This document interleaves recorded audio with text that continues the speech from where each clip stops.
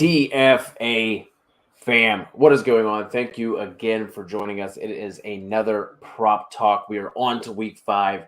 It is officially stout season. Oh, All about the stouts and porters, rocking those. Tommy's always rocking the wine, the vino. rocking the wine at night. I don't want to get bloated now that I'm 40. I have like a beer when the sun goes down, and it's like, oh no. I kid. I need to be svelte for you people. I'm not. I don't kid. Whatever. I don't give a fuck. Something else we don't kid about are these player props. So Tom, lead us off, man. What's your first prop for week 5? All right. Saquon Barkley is back, by the way. Over 77.5 rushing. That went up to 80.5, like right before the show, I believe. Started 76.5, dropped to 75.5 for a few hours, then bounced back up to 77.5. It's all over the place. I like that still. However, longest rush over 14.5 is where I like that more. He's fucking back, man. He's explosive again. He's hitting longest rush mark. He's hit his longest rush mark every single week. He's got longs of 68, 16, 36, 29. He's got 12 runs over 12 yards. He's getting the volume that he needs no matter what, because Brian Daboll isn't a complete moron like the other Giants coaches he's had. Even if it was Saquon on one leg, they were just horrendous. Faced a Packers team that's still shitty against the run. Only reason they're not the worst team in the league against the run is because the Bucs magically forgot how to play football a few weeks ago with Leonard Fournette, which was just an odd game to me. In the other 3 games, they've given up 90 yards to Dalvin, 122 to Montgomery, and 152 to Damian Harris and Ramondre. I swear he'll break out next week, Stevenson. PFF has them ranked as the 3rd worst team against the run, and Saquon will continue to be that dude this week. Even if the Packers smash them, I think he'll still get his. I think the longest rush is the safer bet. I still like the overall, but the official is going to be for the longest rush there. And Saquon, baby. Yeah, I like that. I like that a lot. Speaking of our CEO, Kev Steele, coming through with the $10 super holla, talking about smash all the Philly overs tomorrow. Let's lead off with that. I was going to go into not on the other side of the game. I was going to talk about Daniel Jones, but we're going to talk about oh my God, Jalen. I almost forgot it. We're going to talk about Donovan McNabb and Randall Cunningham. Maybe Tim Tebow. He had a cup of coffee. Why the fuck not? And Kev, I'm not drunk, Tom. I'm sober, Tom, right now. I just had my first sip. Cody, go ahead. That's why he's yelling. Tom, you need to, am I yelling? Drink some more. Anyway, Jalen Hurts over 247.5 passing yards. The Cardinals are allowing the 11th most passing yards in total on the season, an average of 264.5 per game. They have the 5th worst pass DVOA. The only quarterback to not go over Jalen Hurts' line of 247.5 was Baker Mayfield. And I think we shouldn't even count that game because that offense is horrendous. Baker Mayfield just looks like he's absolutely toast, like he's done already. If you take out the Baker Mayfield game, they're allowing 287 per game. They're also allowing 7.2 net yards per pass attempt. That's tied for the 4th highest in the league. They're allowing the 6th highest passer rating. I can keep going on, but the Eagles also have one of the highest implied point totals on the week and one of the highest over-unders just in general. So Hurts over 247.5. And if they're going to keep, last week I probably should have paid a little bit more attention to the weather, dude, but I'm going right. I'm here. It said light rain. Yeah. On and off. It was not on and off. It was on. For 4 days. We're back on it. Jalen Hurts on the over. I like Devonta Smith. I like A.J. Brown as well. Just give me the guy who's going to be distributing the ball. Hurts over 247.5. Yeah, I forget what I was looking at, but Devonta Smith has done, or not Devonta Smith, wide receiver twos in particular popped out to me against Arizona. They've been doing pretty well, and AJ Brown is still going to get his. So, like that, I also was thinking about going Miles Sanders over rushing, but we talked about him last week as well. I do like Miles this week as well. Next bet, we're going to go T. Higgins over 66.5 yards. Last time he played against the Ravens, he had the best game of his career, Code. 12, 194, 2 touchdowns in week, I think it was 16 or 17. He's gone over 66.5 yards in each of the last 3 games. He's also gotten better in each game this season. Receiving yards 71, 93, then 124. Is he the number one, Code? Is he the number one in Cincy? Or is it like a 1A situation? What do you think about that? I think it's like a 1A situation, but I did say before the season started that I would not be surprised to see T. Higgins be like right on par with Jamar Chase in terms of like end of year stats and fantasy points. You're a smart man. I feel like I got to dive into their routes a little bit more, but T's hitting up. He's getting a lot more intermediate routes than Chase. It seems like they're just sending Chase. I got to look at his route tree a little bit more, but they need to figure that shit out with Jamar Chase. However, the Ravens still aren't great. And the last time they faced a team with 2 stud wide receivers, we had Tyreek and Waddle pop off for 22, 361, and 4 touchdowns. So they might have a tough time dealing with 2 studs. Last week was Baltimore's first game that was decent against wide receivers, but you know what? The weather was a huge factor there. I think since he picks up where Miami left off, Chase and Higgins both have nice games. Personally, I think I'm going to bet, not think, I already did. I'm going to bet Chase and Higgins both to go over. Chase is at 67.5. What a One gift. will hit that. What a gift. Yes. One will hit that number at the very least, and I think both are very likely to do so. So that's almost like it's free money. It's all right. I don't have to pick one. Just pick both. And you'll probably get at least your money back, maybe, a few less if it's minus 115. And if they both hit, it's free money, man. So I like I like T. Higgins over 66.5 receiving yards. Whatever. I need to drink more. Let's go. Yeah, I mean, I like both of them. Like I said, Jamar Chase is at 67.5 just feels like an absolute gift. So I'm with you. I like both of those. Going back to the guy I was going to lead off with, I feel like I need to have an under every week. Just, been doing okay with them, except for last week. Last week I just got fucking smoked. I got smoked. But well, again, light rain on and off. But no. Danny Dimes under 188.5. And like you might be thinking, like, man, that seems low. Like, I don't like. Still, like, I know he's not great. He's hit this one time this year. And it was like 188. 188.5. He's gone over that one time, and it was like 195, I think, 197. It was below 200. So it's not like he's but yes, you heard me right. I know last week he was in and out with Tyrod Taylor, so that's going to skew those numbers a little bit, but he still wasn't sniffing this line.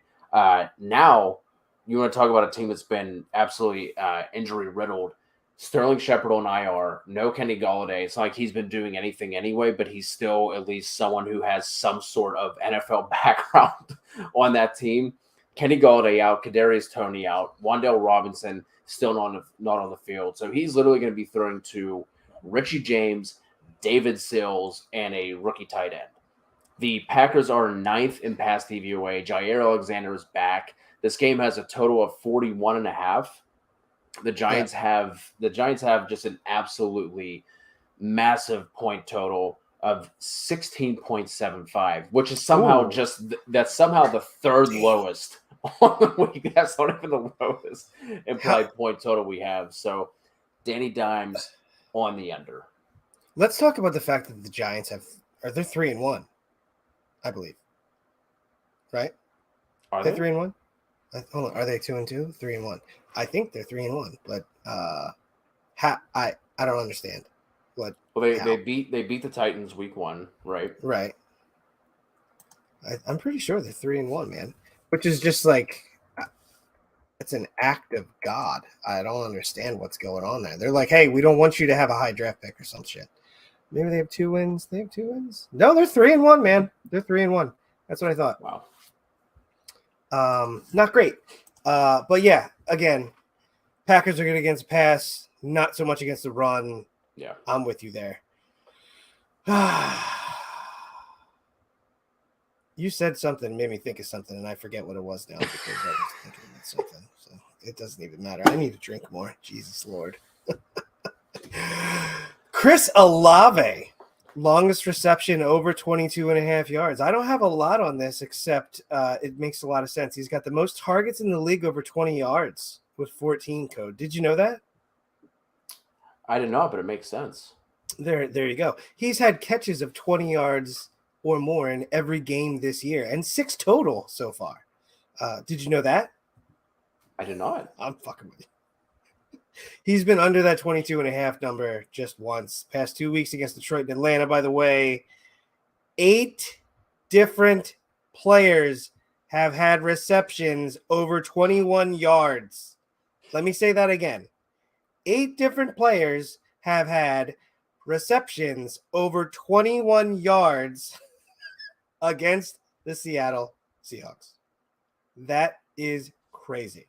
They give up big plays. Olave makes big plays. He gets targeted often. Seems pretty simple to me, but what the fuck do I know? I'm not even drunk. I don't know. Whatever. Did all my research, just whatever. We're good. Yes. I like that one. Like that one a lot too. Wrap things up here for our official picks. My third one is going to be Curtis Samuel over 4.5 receptions.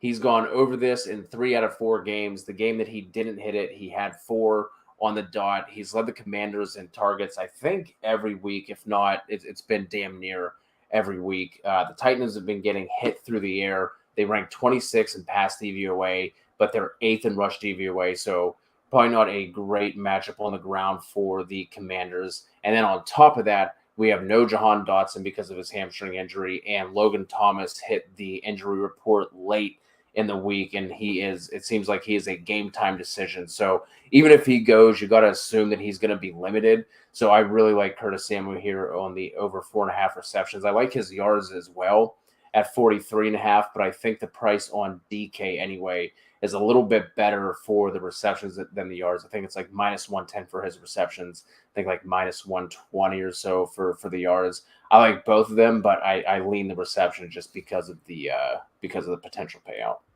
Yeah, I prefer the receptions over that as well. And I was looking at the Commanders just because Tennessee is just not good against wide receivers. So yeah, I think he'll hit that 44.5. I have a few more, and you have a few more. I'll just hit mine real quick. Drake London over 59.5 receiving yards. No Kyle Pitts this week. No CPAT this week. Just feels like London's going to hit that number due to volume. I mean, Tampa's been good against wide receivers this year. 5 receivers have still broken 60 yards against them, and they've allowed a receiver to have 60 yards or more in every game this year. So I don't know who the hell else it would be for Atlanta, to be honest.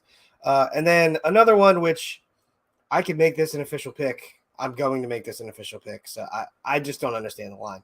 Debo, 55.5. Debo and Jimmy still have outstanding chemistry. It's nice to see that, he can actually still do that shit. And it wasn't a fluke last year. 73 and 115 yards, 115 yards in his 2 games with Jimmy Garoppolo as a starter. Carolina's right in the middle of the road as far as a pass defense. Most metrics have them between like 14th and 18th. So they're not really good. They're not great. They're just kind of like, whatever. It's fine. We're here. But again, that number is not 80. It's 55.5. They've given that up to 4 different receivers. And when you look at the receivers who've gotten that, Hollywood and Chris Olave have both torched them. Debo is of the same ilk as far as explosiveness goes. Man, I put a lot of tough words to say in that, didn't I? Holy shit, Thomas. Anyway, I like that number a lot. Debo, 55.5. Yeah, that seems a bit low. The other ones I'm going to throw out real quick. Gerald Everett over 40.5 receiving yards.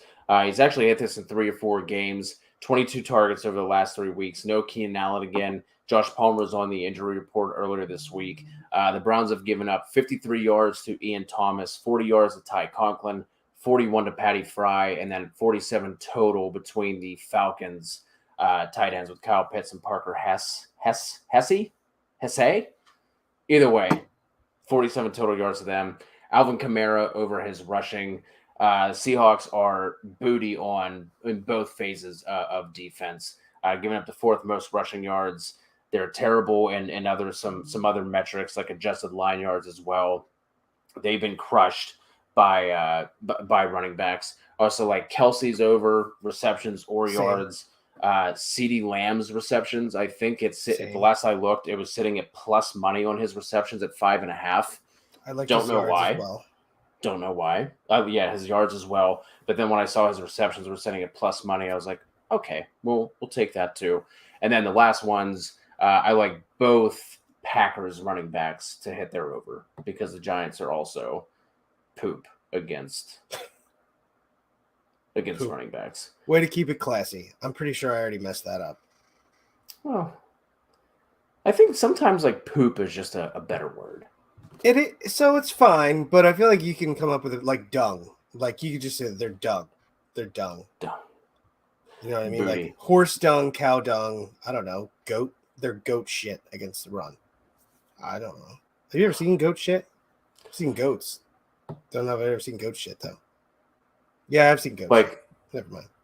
A goat, like, are you talking about have I witnessed a goat taking a shit or just like a turd? No, like a goat shit on the ground. Well, have either, both. Now I'm intrigued. No, I haven't. Either. Do they? I think they do. I don't know. Let's get to the comments before this just gets way out of hand. Yes. Our guy Thomas rocking with us has a couple of props for us to look at. Goddard over 41.5 receiving yards. Hey, we like all Eagles. Yeah, and Goddard basically getting 60. He's like a 60-yard kind of guy on that offense. The only concern I have is whether or not they're going to keep him in to chip more often because Jordan Mailata is out. I did not see them activate Andre Dillard today, so that means you're going to have Jesus. I'm blanking on his name. Know who he is? He's okay at left tackle. Lane Johnson doesn't slide over anymore, so your left tackle may be getting a little bit of help from a tight end. And if they're not running 13, Goddard's going to be lining up and he's going to chip for a little bit there. So, but again, that might lead to more receptions for Goddard. I don't know if he has to chip and it's going to get short throws, whatever receptions. So that would be my only take on that. The Philly first half line of -3. Oh God, really? I thought about that. Yes, they are. They're averaging like 20 some points alone in the second quarter. They're just they're nuts. So yeah, I like that a lot. Dalvin over 77.5 rushing yards. Chicago, right? Yes. Yeah, Chicago is dreadful on the ground. Like that one too. Curtis Samuel, we already hit that one. That was one of my official picks. Corey Davis over 38.5 receiving. I don't have his numbers in front of me, but I feel like he's hit that in almost every game. So that's down pretty low because of Zach Wilson. 77, 83, 27, and 74 for Davis in the first 4 weeks. So, I mean, it makes sense. Who are they playing? I don't have that up. Miami. Yeah, sure. Why not? I don't think he's going to get Howard that much. I know their secondary's been banged up.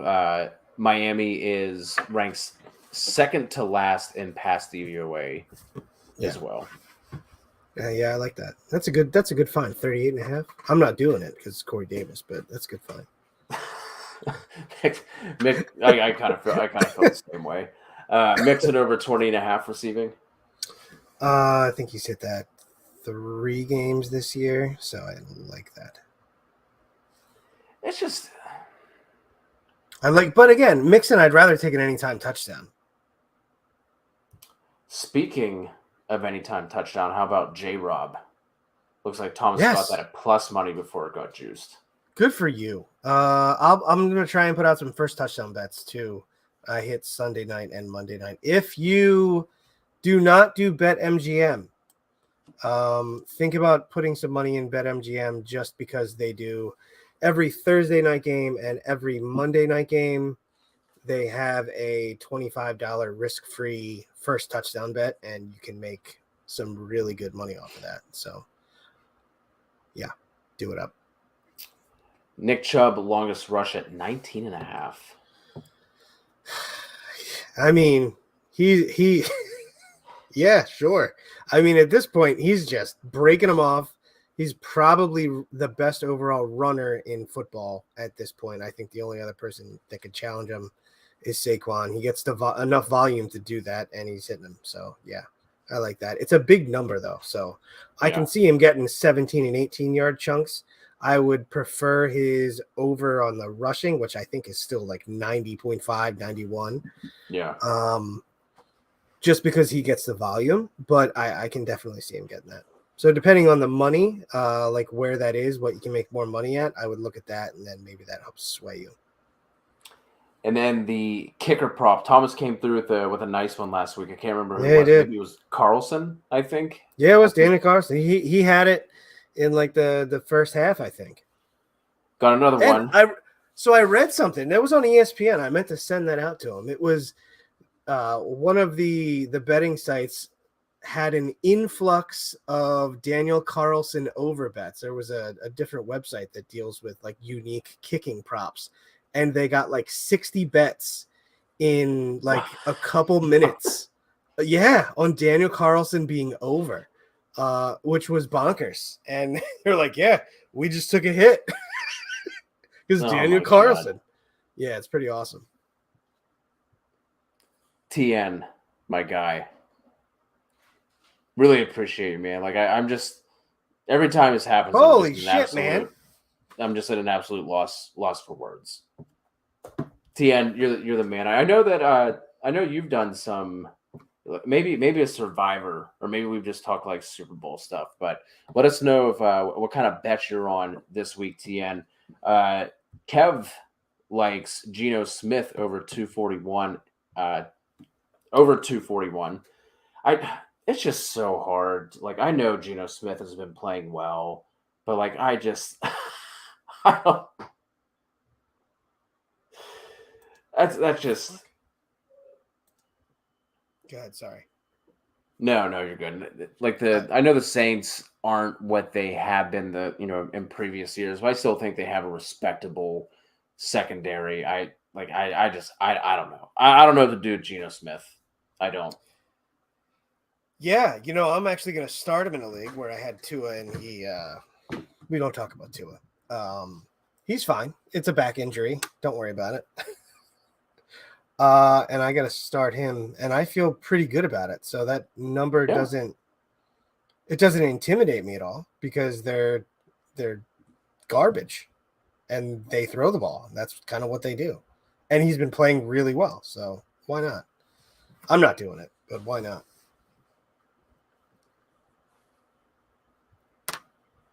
Any other bets that you like?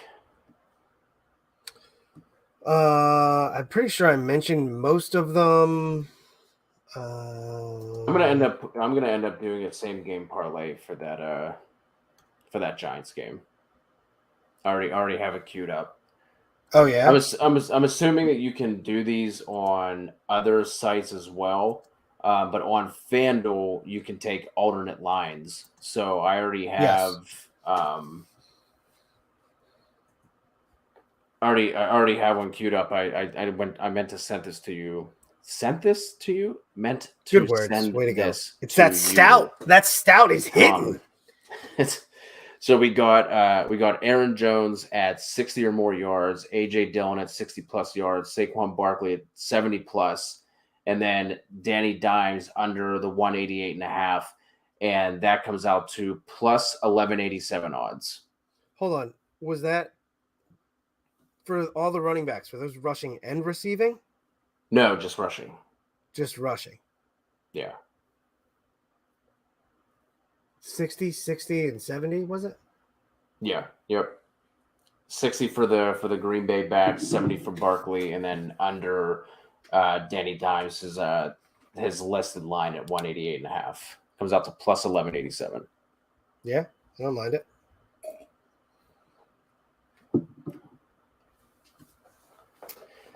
Perfect. I think that is going to wrap it up. TN again, just the absolute goat, the OG of the TFA account here.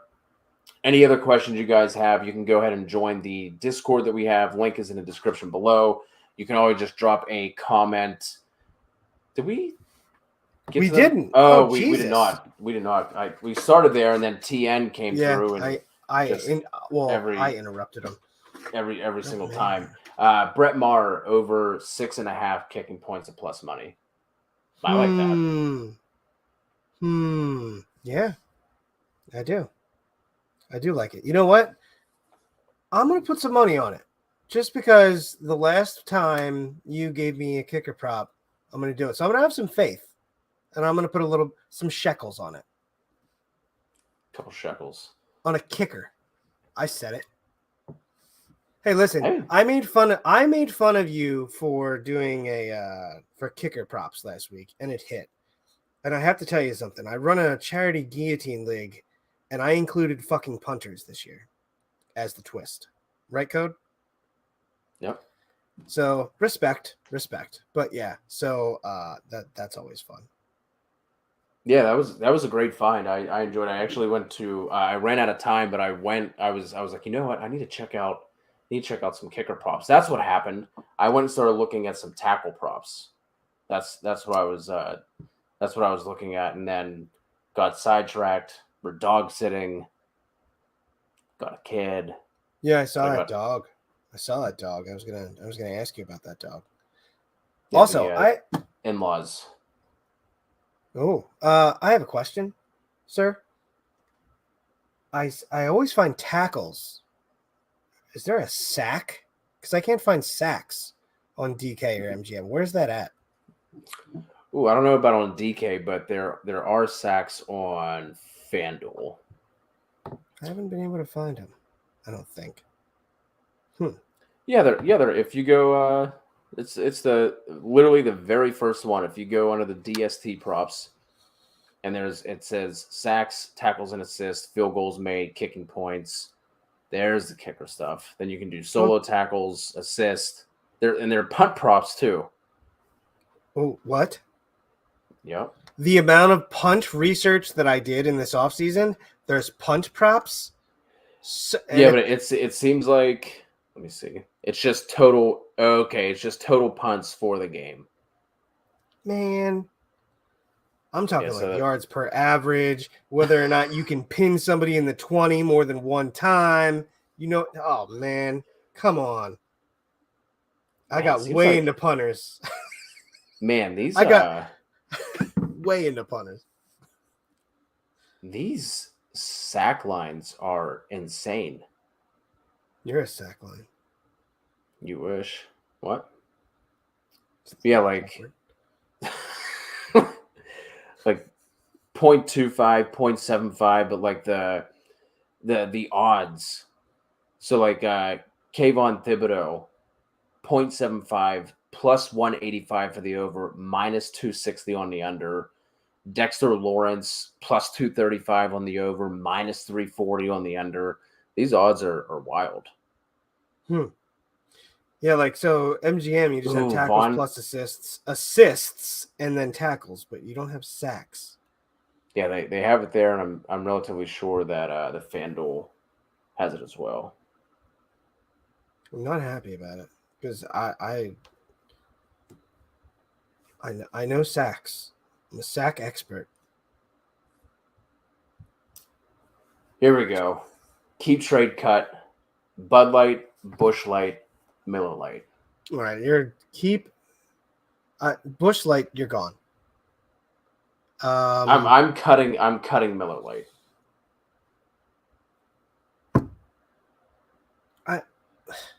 I'm keeping Miller Light. And being that you are in North Carolina, I'm not surprised that you're keeping Bud Light and Busch Light. That's all I have to say.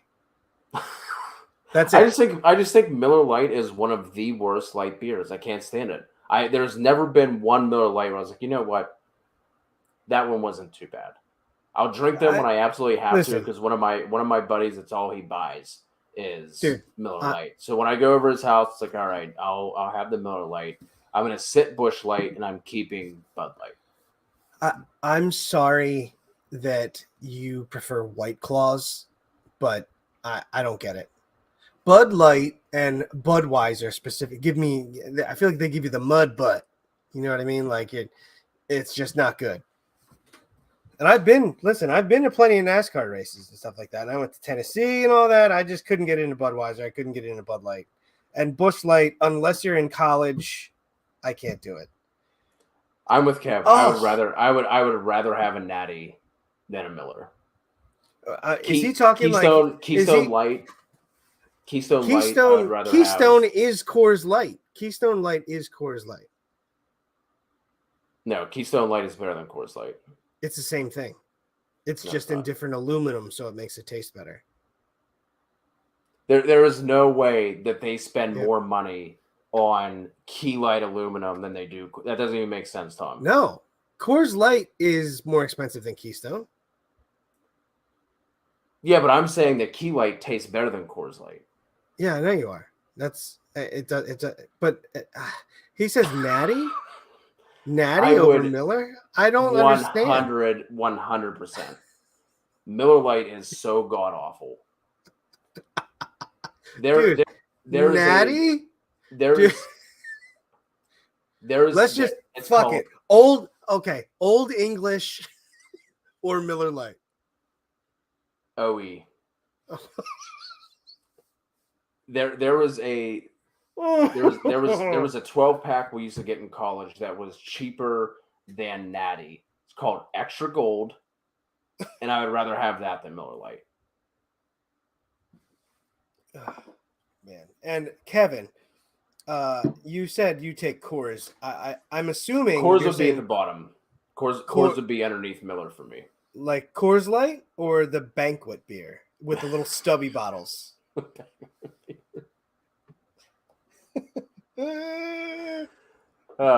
a fantastic way to end the show.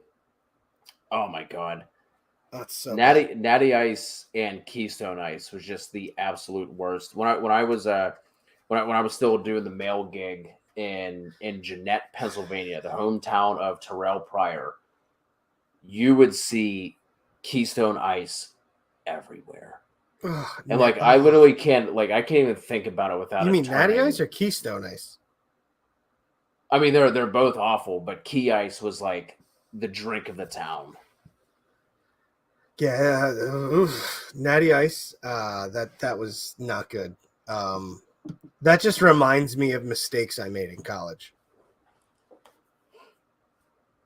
Yeah, I mean, just mistakes and regret. No regrets. Ali, not one. We're gonna go Deontay there, and then you don't even have to ask me. Yeah, you don't even have to ask me. It's great. And then Cousins. Okay. Boom. There you have it. Appreciate you guys. Like I said, any other questions, jump into the Discord, or you can leave a comment on any of our other videos. We'll get to it there. Hope you guys have a fantastic week 5. We'll talk to you soon. Miller Lite's the worst.